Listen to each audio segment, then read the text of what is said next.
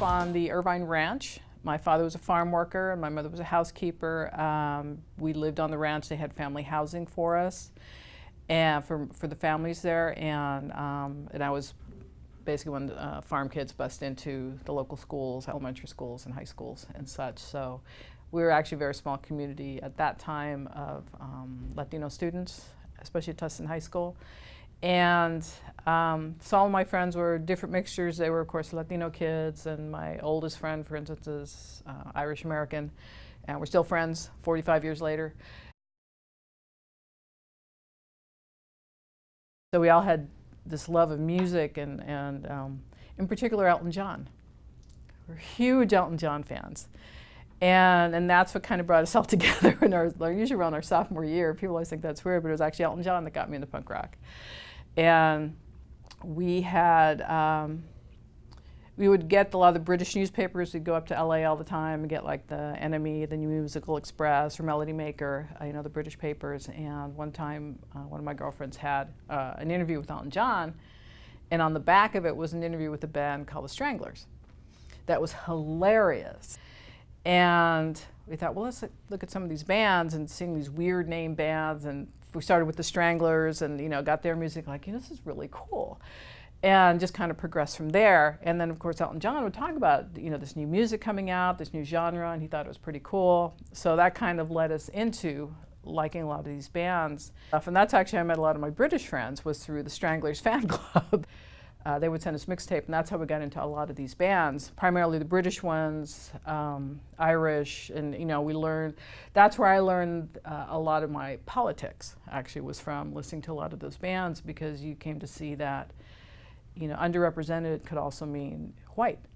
It didn't have to always be someone of color, and, especially with the Irish bands, like Stiff Little Fingers, the Northern Irish, how they were treated, and you understood, like, there was oppression all over the world, not just, with those of us of color.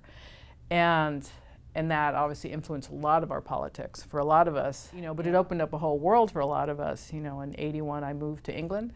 I just packed up and left. I was 19 years old and didn't know what to do with my life, and graduated high school at 17, just started working. I mean, I've been working since I was 13, but I just saved up money with one of my girlfriends. Hey, let's go, because I have all these friends there, and that's what we did. We were gone for 4 months. That first time, just packed up and left. Our house was kind of isolated. Around us was really just fields. So our house was kind of on its own.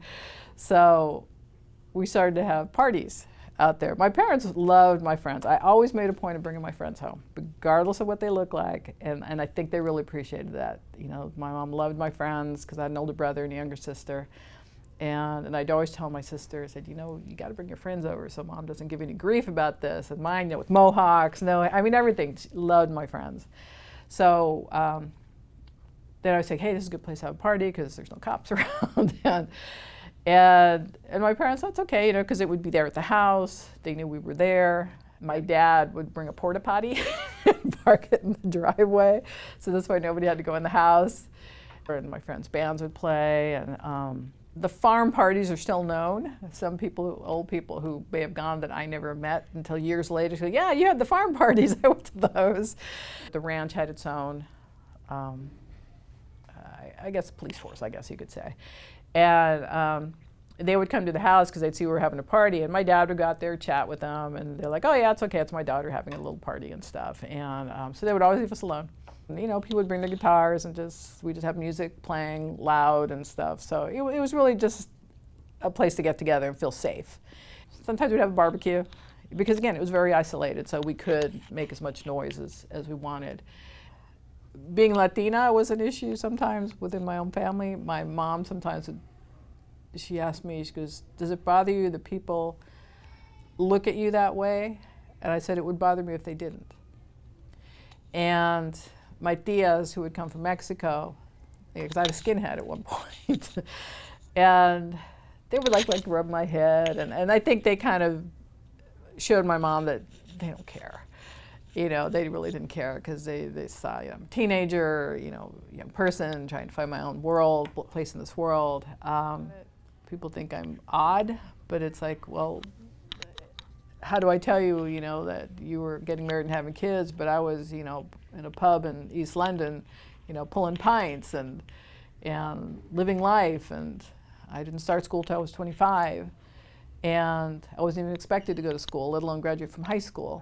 You know, we were nothing important, we weren't going to amount to much, but so many people were entrepreneurs. They opened their own businesses, you know, be it a record store, or t-shirts, or stickers, or of course bands.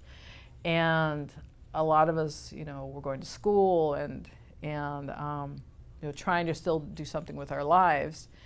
When I look at all my friends now, that's what a lot of us are. You know, a lot of them are still business owners. A lot of us do work in, you know, what would be more conservative industries. Or someone like Tracy and I, we're both professors. We both, you know, have a doctorate.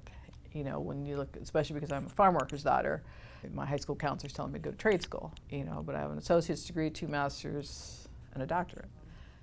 You know, and I'll show my students sometimes pictures of me because they think, you know, old person, they're old counselor, and this and that I'm boring, and I'll say, well, this was me. And they'll be like, man, you're cool.